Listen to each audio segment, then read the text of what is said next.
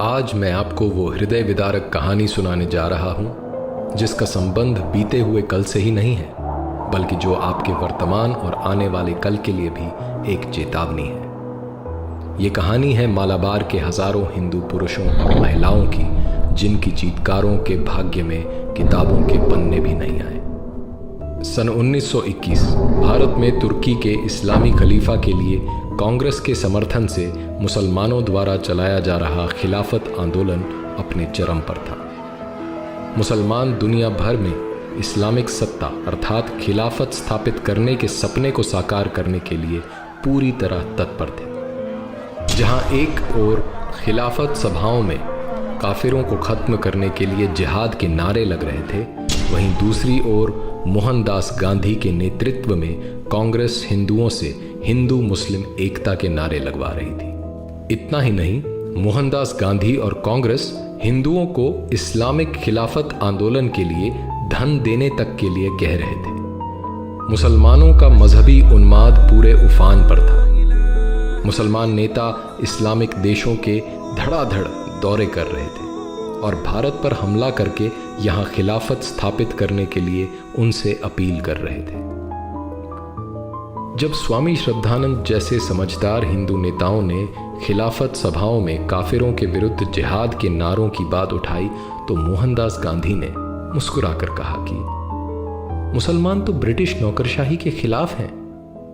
इस पर स्वामी श्रद्धानंद ने कहा, जब मुस्लिम मौलानाओं के मन में उल्टी भावनाएं आ गई हैं तो उन्हें इस हिंसा का इस्तेमाल हिंदुओं के विरुद्ध करने से कोई नहीं रोक सकेगा। स्वामी श्रद्धानंद की बात जल्द ही सत्य सिद्ध होती नजर आई। पंजाब से खिलाफत आंदोलन का एक प्रमुख सूत्रधार अल्लाह बख्श केरल के मालाबार में आया हुआ था। उसकी यात्रा में हिंदू मुसलमान एकता प्रदर्शन के लिए उसकी गाड़ी घोड़ों की जगह हिंदुओं से खिंचवाई गई और अल्लाहू अकबर के नारे लगवाए गए। अगस्त 1920 में गांधी ने केरल का दौरा कर वहां खिलाफत कमेटियां स्थापित कराई। केरल के हिंदुओं से खिलाफत आंदोलन के लिए जबरदस्त तरीके से धन भी इकट्ठा करवाया गया। मक्का से पढ़ाई करके आने वाले कट्टर और जिहादी मानसिकता वाले अली मुस्लियार और उसके साथी वरियन कुन्नत कुंजहम्मद हाजी, सीती कोया तंगल, चेम्ब्रासरी तंगल काफ़ी पहले से मालाबार में इस्लामिक राज्य स्थापित करने की तैयारी कर रहे थे। इसके लिए उन्होंने प्रथम विश्व युद्ध में अंग्रेज़ों की ओर से लड़े हुए और प्रशिक्षित पूर्व मुसलमान सैनिकों और युवा मुसलमानों को इकट्ठा किया तथा खिलाफत स्थापित करने के लिए एक खिलाफत आर्मी बनाई। ये खिलाफत आर्मी यूनिफॉर्म और हथियार से लैस थी। ये सभी मुसलमान कुरान पर हाथ रखकर कसम खाते थे कि खिलाफत स्थापित करने के लिए वे अपने प्राण तक दे देंगे। रिपोर्ट्स के अनुसार इस इस्लामिक सेना में 60,000 तक सैनिक भर्ती थे। यह इस्लामिक सेना मालाबार के कई क्षेत्रों में सड़कों पर परेड तक करने लगी। 22 अगस्त 1921 को जमात मस्जिद मालाबार को इस्लामिक खिलाफत का क्षेत्र घोषित करके अली मुस्लियार को वहां का इस्लामिक राजा घोषित कर दिया गया। पूरे क्षेत्र को इस्लामिक शरिया क्षेत्र घोषित कर दिया गया। इमारतों पर तुर्की खलीफा के झंडे लगा दिए गए। एक विशेष प्रकार के छुरे, जिन्हें खिलाफत छुरा कहा गया, इनका बड़ी भारी संख्या में निर्माण कर मुसलमानों में बांटा गया।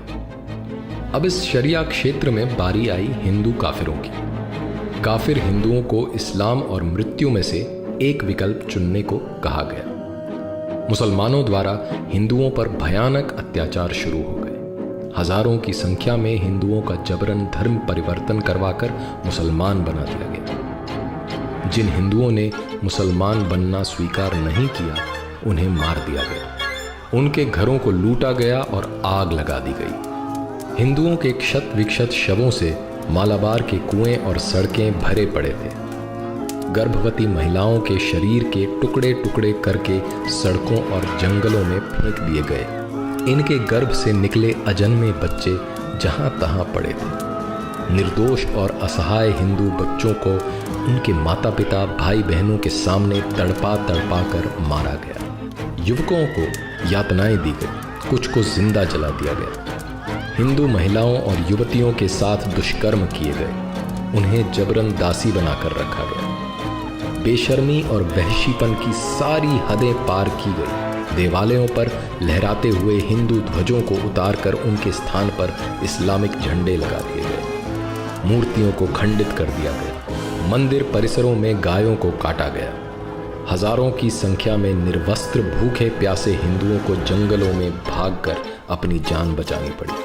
एनी बेसेंट और मालाबार की एक हिंदू महिला द्वारा तत्कालीन वायसराय रीडिंग की पत्नी को लिखे पत्र, जिनमें इन सभी अत्याचारों का विवरण है, रोंगटे खड़े कर देते हैं। सर्वेंट्स ऑफ इंडिया सोसाइटी की इंक्वायरी कमेटी की रिपोर्ट के अनुसार इस भयंकर नरसंहार में 1500 हिंदुओं की हत्या, 20,000 का बलात् इस्लामीकरण और लगभग 3 करोड़ की प्रॉपर्टी की लूट हुई।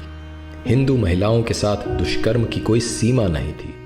आधिकारिक ब्रिटिश रिकॉर्ड्स के अनुसार मुसलमानों ने 10,000 हिंदुओं की हत्या की। शांति और अहिंसा का पाठ पढ़ाने वाले और खिलाफत आंदोलन के अध्यक्ष मोहनदास गांधी का हवाला देकर जब हिंदुओं ने मुसलमानों से हिंसा रोकने की गुहार लगाई तो उन्होंने कहा, गांधी वो तो एक काफिर है, वो हमारा नेता कैसे हो सकता है। जब मालाबार के हिंदुओं के इस भीषण हत्याकांड की खबरें पूरे देश में फैलने लगी तो आरंभ में गांधी और कांग्रेस इससे मुकरते रहे। लेकिन जब छुपाना मुश्किल हो गया तो कांग्रेस सभा में हिंदुओं के इस नरसंहार पर केवल एक निंदा प्रस्ताव रखा गया। निंदा प्रस्ताव मात्र पर तथाकथित राष्ट्रवादी मुसलमान नेता खुलकर और पूरी आक्रामकता के साथ अपने मजहबी रंग में आ गए। मौलाना फकीर, मौलाना हसरत मोहानी और दूसरे मौलानाओं ने निंदा प्रस्ताव का विरोध किया।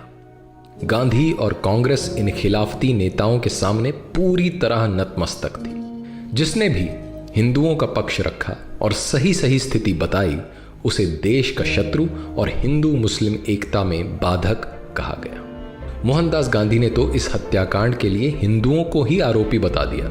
26 जनवरी 1922 के यंग इंडिया के अपने लेख में गांधी ने लिखा, मोपला दंगों के लिए हिंदू ही आरोपी है। हिंदुओं ने मुसलमानों का ध्यान नहीं रखा, उन्हें अपना मित्र नहीं माना। अब मुसलमानों पर क्रोध करने का कोई लाभ नहीं। इतना ही नहीं, गांधी ने मुसलमानों की हिंसा को सही बताते हुए बोला, वे मोपला मुसलमान अल्लाह को मानने वाले बहादुर लोग हैं जो अपने मजहब के लिए लड़ रहे हैं और उनकी लड़ाई का तरीका उनके मजहब के अनुसार मान्य है।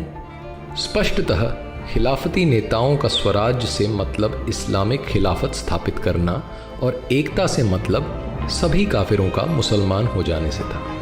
लगभग 5 महीने तक मालाबार के मल्लपुरम, मांजेरी, पांडिकोड और तिरूर जैसे क्षेत्रों में इस्लामिक राज कायम रहा और काफिर हिंदू और उनकी महिलाओं पर अकथनीय अत्याचार किए गए। क्योंकि मालाबार के मुसलमानों को मोपला मुसलमान भी कहा जाता है, इसलिए इस नरसंहार को मोपला हत्याकांड, मोपला दंगा इत्यादि नामों से भी जाना जाता है। वामपंथी और कांग्रेसी इतिहासकारों ने मुसलमानों द्वारा हिंदुओं के इस नरसंहार को गरीब किसानों द्वारा ब्रिटिश प्रशासन और अमीर जमींदारों के विरुद्ध विद्रोह में बदल दिया है। सत्ता द्वारा संरक्षित इन वामपंथी इतिहासकारों ने भारत के एक भाग में इस्लामिक क्षेत्र स्थापित करने और वहां काफिर हिंदुओं के नरसंहार को स्वराज्य स्थापित करने वाला स्वतंत्रता आंदोलन सिद्ध कर दिया है। लेकिन असली इतिहास तो उन हजारों हिंदुओं और महिलाओं के खून और चीत्कारों से लिखा है जो इस्लामिक क्रूरता और नेताओं की तुष्टीकरण की राजनीति की भेंट चढ़ गए।